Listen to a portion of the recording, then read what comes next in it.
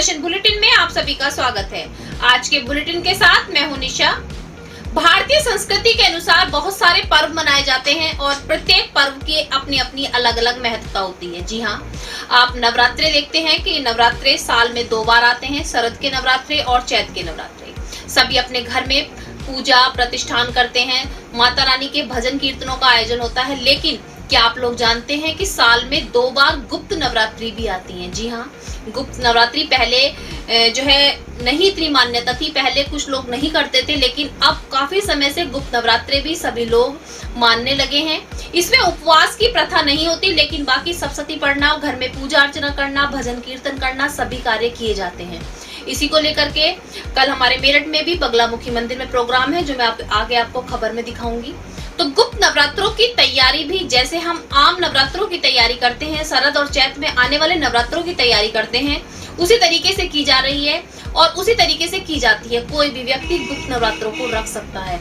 जी हाँ, बहुत से भारतीय पर्व ऐसे होते हैं जिन्हें हम नहीं जानते, लेकिन उनकी महत्वता बहुत होती है और वो कोई भी मना सकता है। तो 11 तारीख से गुप्त नवरात्रि प्रारंभ है, जो मेरठ में कई जगहों पर उसके लिए विशेष पूजा अर्चना हवन की जाएगी। साथ साथ बहुत से लोग अपने अपने घरों में भी पूजा अर्चना करेंगे। माता रानी का सप्तशती पाठ किया जाएगा।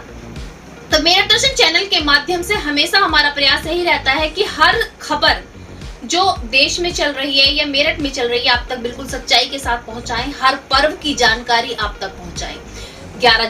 11 जुलाई से गुप्त नवरात्रि प्रारंभ है और गुप्त नवरात्रों के जो विशेष हवन है, मेरठ दर्शन का प्रयास रहेगा कि आप तक उसकी जानकारी भी पहुंचाई जाए। MD paramedical and hotel management institute Bharat सरकार द्वारा मान्यता प्राप्त। छात्र छात्राओं के उज्जवल भविष्य के लिए paramedical diploma degree certificate course, hotel management diploma degree course प्रवेश प्रारंभ। Shraddhapuri, Kankarkhera, Meerut. MD paramedical and hotel management institute लाया है एक ही छत के नीचे छात्र छात्राओं का उज्जवल भविष्य। Hotel management diploma degree course व nursing, dental, first aid, lab, OT, X ray diploma degree course.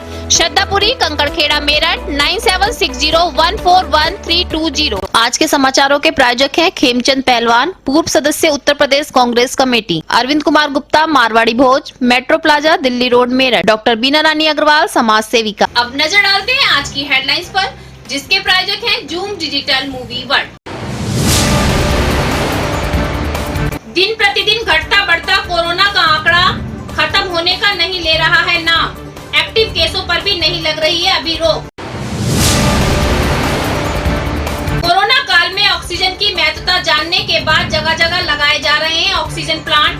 शनिवार को बागपत रोड स्थित केएमसी अस्पताल में 50,000 लीटर प्रति घंटा ऑक्सीजन बनाने वाले ऑक्सीजन प्लांट का किया गया उद्घाटन करता रहे पूर्व भाजपा प्रदेश अध्यक्ष डॉक्टर लक्ष्मीकांत वाजपेयी।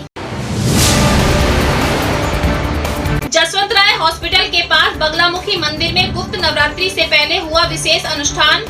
9 दिन तक रोज प्रातःकाल किया जाएगा विशेष हवन। पंडित आचार्य प्रदीप गोस्वामी ने बताई गुप्त नवरात्रों की महत्वता।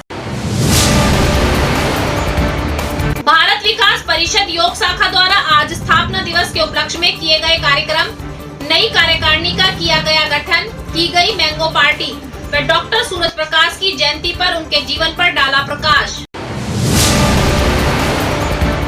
थाना सदर बाजार क्षेत्र के आबू लाइन में कार के शोरूम में लगी अचानक भीषण आग, लाखों के माल का हुआ नुकसान। मौके पर पहुंची दमकल की गाड़ियां काफी मशक्कत के बाद आग पर पाया काबू। समस्याओं के निवारण के लिए प्रत्येक माह लगाई जाती है लोक अदालत। शनिवार को राष्ट्रीय लोक अदालत में आपसी सहमति से काफी समस्याओं का हुआ समाधान। आत्मनिर्भर बनने के लिए दिव्यांगों ने उठाई आवाज। दिव्यांगजन समिति के अध्यक्ष नितिन महेश्वरी व दिव्यांगों द्वारा चुने गए अध्यक्ष अमित शर्मा के तत्वाधान में एक बैठक का किया गया आयोजन, जिसमें दिव्यांगों से जुड़ी समस्या व सरकारी नौकरी देने की मांग को लेकर सभी ने रखे अपने अपने विचार। कैच द रेन कार्यक्रम के अंतर्गत निस्वार्थ वेलफेयर सेवा फाउंडेशन की अध्यक्षा रेखा व उनके सहयोगियों ने आसपास के लोगों के सहयोग से काली नदी पर सफाई में श्रमदान कर किया पौधारोपण। थाना कंकड़खेड़ा क्षेत्र के नंदपुरी निवासी सुशील ने अपने छोटे भाइयों द्वारा मकान पर कब्जा करने की शिकायत करते हुए थाने में दी तहरीर। कहा जल्द से जल्द उसके मकान को कराया जाए कब्जा मुक्त। संवाद फाउंडेशन के संकल्प अनसेवा के लगातार 28वें हफ्ते में फाउंडेशन के अध्यक्ष प्रशांत कौशिक के तत्वाधान में सेवानिवृत्त शिक्षक सतपाल दत्त शर्मा द्वारा माधवपुरम हनुमान मंदिर पर आर्थिक रूप से कमजोर लोगों को की गई अनसेवा। जनपद संबल कोतवाली चंदौसी के गांव में जमीनी विवाद की कवरेज करने गए पत्रकारों के साथ की मारपीट व जानलेवा हमला। पत्रकारों ने थाने में दी तहरीर। पुलिस द्वारा नहीं की जा रही कोई भी कार्रवाई। अब खबरें विस्तार से। कोरोना काल में ऑक्सीजन की मारामारी बहुत से लोग झेल चुके हैं। जी हां, ऑक्सीजन की कमी की वजह से बहुत से अपनों को हमने खोया है, बहुत से लोगों की जान गई है और उसी सभी समस्याओं को दूर करने के लिए सरकार द्वारा भी बहुत से प्रयास किए जा रहे हैं। बहुत सी जगहों पर प्लांट लगाए जा रहे हैं। मेरठ में भी केएमसी अस्पताल में 1 घंटे में 50,000 लीटर ऑक्सीजन बनाने का प्लांट लगाया गया। जहां उस प्लांट का उद्घाटन करने भाजपा के पूर्व विधायक लक्ष्मीकांत वाजपेयी पहुंचे। अस्पताल के डायरेक्टर डॉक्टर सुनील गुप्ता ने बताया कि जिस तरीके से पिछले समय में कोरोना काल में ऑक्सीजन की कमी के कारण बहुत से लोगों की जान गई है, आगे आने वाले समय में कभी ऐसा हो तो ऐसा किसी की जान ऑक्सीजन की वजह से न जाए, इसलिए अस्पताल में 1 घंटे में 50,000 लीटर ऑक्सीजन तैयार करने के लिए प्लांट लगा दिया गया है। ऑक्सीजन की कमी को पूरा किया जाएगा और मरीजों को बहुत सी सुविधाएं भी मिल सकेंगी। आप देख रहे हैं कि कोरोना काल में जिस तरीके से ऑक्सीजन की कमी सभी ने झेली, आने वाले समय में ऐसी कमी ना हो, उसी को लेकर के सरकार द्वारा ही नहीं अस्पतालों द्वारा भी प्रयास किया जा रहा है कि आने वाले समय में फिर से वो समय हम लोगों को ना देखना पड़े। उद्घाटन आज हम लोग उस ऑक्सीजन प्लांट का कर रहे हैं जिसकी काफी समय से शहर को आवश्यकता थी और इस कोविड त्रासदी में जितना ऑक्सीजन का संकट रहा उसको देखते हुए हम लोगों ने सेल्फ सफिशिएंट हॉस्पिटल को करने के लिए 50,000 लीटर प्रति घंटा की क्षमता का ऑक्सीजन जनरेशन प्लांट यहाँ पे इंस्टॉल किया है, जिसका आज विधिवत उद्घाटन हो रहा है। ये 1 घंटे में 50,000 लीटर ऑक्सीजन एटमॉस्फेयर से बनाएगा। इस प्लांट को किसी भी अन्य स्रोत की जरूरत नहीं है। इसका 4 या 5 साल बाद खाली एक जियोलाइट सीव है, जो मोलिकुलर सीव है, जो नाइट्रोजन को सेपरेट करता है, खाली बस वही चेंज होगा। अदरवाइज इसका और कोई इसकी आवश्यकता नहीं है। ये पूरी तरह आत्मनिर्भर है और आने वाले किसी भी चिकित्सीय संकट में यह पूरा कारगर साबित होगा।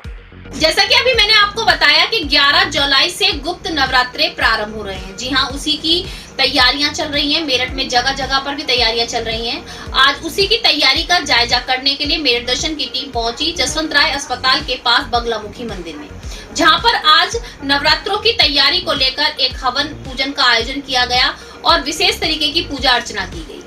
आज बात करने के लिए मेरठ दर्शन की संवाददाता पहुंची और आचार्य से बात की, जो मंदिर के पुजारी हैं, उनसे जाना कि किस तरीके से गुप्त नवरात्रों की क्या महत्ता है, क्या तैयारी की जाती है और गुप्त नवरात्रे 11 जुलाई से स्टार्ट है और उससे पहले पूजा अर्चना करना का क्या महत्व है। उन्होंने बताया कि नवरात्रों से पहले माता रानी का आह्वान किया जाता है, सभी माताओं को बुलाया जाता है और ये गुप्त नवरात्रे ज्यादातर वो लोग करते हैं जो आगे आने वाले समय में किसी को विद्या देना चाहते हैं, जो जोशी विद्या होती है उसकी जानकारी आगे आने वाले समय में दूसरे को सिखाना चाहते हैं। लेकिन आज के समय में कोई भी इस गुप्त नवरात्रों को कर सकता है।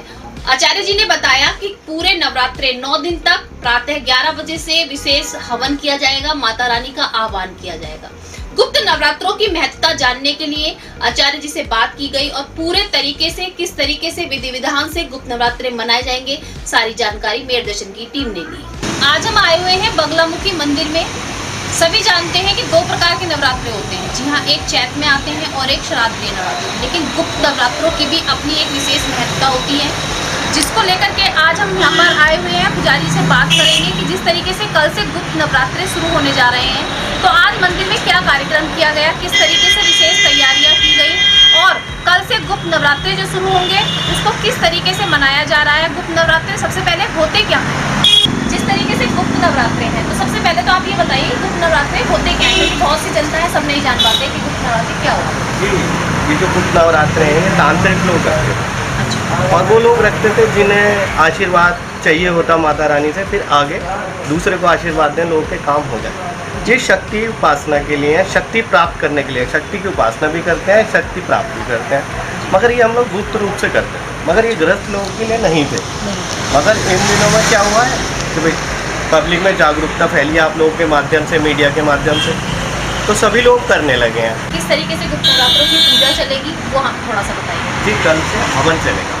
ये जो 10 महाविद्याएँ हैं, 10 देवियाँ हैं, जैसे हमारे शरीर में जठग्नि है, जैसे हम लोग देवी देवताओं को जो भी आहार देते हैं वो हवन के माध्यम से देते हैं, मंत्र के माध्यम से देते हैं, जाप के माध्यम से देते हैं। जी जी। तो हवन करेंगे, उसमें जाप करेंगे, उसमें पूजन करेंगे देवी का, और जो आहूतियाँ प्रदान करेंगे उन आहूतियों का बहुत विशेष महत्व है। क्या इस नवरात्रि को कोई भी व्यक्ति कर जी सकता है? हाँ, मगर और उन्हीं नवरात्रों के तरीके से जैसे और नवरात्रि करते नहीं, उन नवरात्रों की तरह तो ये नहीं होते, जैसे उपवास का विधान नहीं है। हैं? अच्छा। उपवास करें, दुर्गा सप्तशती पढ़ें, अपने गुरु के द्वारा कोई मंत्र दिया गया है वो पढ़ें, देवी की पूजा करें, देवी के मंत्र का जाप करें, जितना कर सकते हैं ध्यान करें। देखिए, हमने पुजारी जी से जाना कि किस तरीके से गुप्त नवरात्रों का महत्व है और किस तरीके से तैयारियां मंदिर में की गई हैं, और कल से गुप्त नवरात्रों में यज्ञ हवन पूजा भी की जाएगी।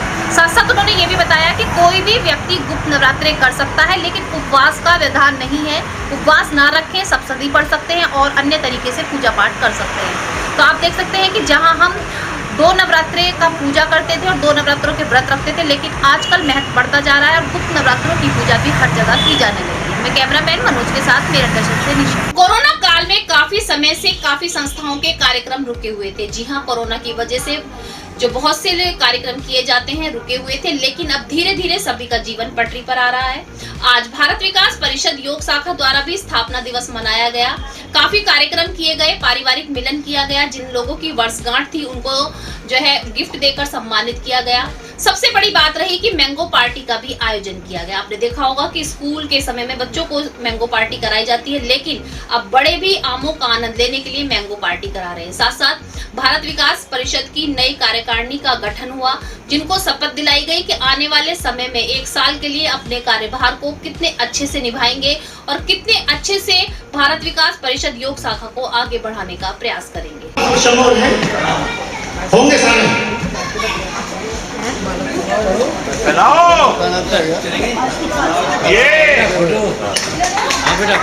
आज हम आए हुए हैं भारत विकास परिषद की योग शाखा में।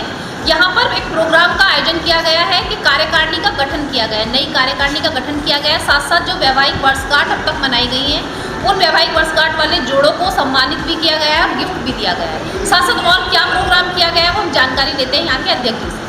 आपका बहुत बहुत स्वागत है सर। सर, आज क्या प्रोग्राम अब भारत विकास परिषद योग शाखा द्वारा किया गया है, आप मुझे जानकारी। भारत विकास परिषद योग शाखा की तरफ से आज कार्यकारिणी का नया गठन किया गया 2021-22 का, और उनको शपथ ग्रहण दिलाई गई। आप जैसे कि काफ़ी सदस्य जुड़े हुए हैं भारत विकास परिषद से, तो इस तरीके के कार्यक्रम पहले भी होते थे, तो कार्यक्रम में आज क्या स्पेशल किया गया है, तो आप उसकी थोड़ी सी जानकारी। 10 जुलाई को हमको और इसी उपलक्ष्य में हमको पार्टी रखी और नए जो कार्यकारिणी है। भारत विकास परिषद योग शाखा के सभी सदस्यों द्वारा सूर्य प्रकाश की जयंती पर उनके जीवन पर प्रकाश डाला गया। किस तरीके से उन्होंने अभी तक कार्य किए और किस तरीके से उनके जीवन में आगे की कार्य की सारी प्रणाली थी, उस पर विचार सभी ने अपने अपने विमर्श किए। मैं कैमरामैन मनोज के साथ मेरठ दर्शन से निशा। पौधा लगाना बहुत जरूरी है। जी हाँ, सभी जान चुके हैं कि पौधों से हमें दवाइयाँ मिलती हैं, ऑक्सीजन मिलती है और पौधे हमारे लिए बहुत उपयोगी हैं। सभी संस्थाएं आगे आ रही हैं और बढ़ चढ़कर पौधारोपण कर रही हैं।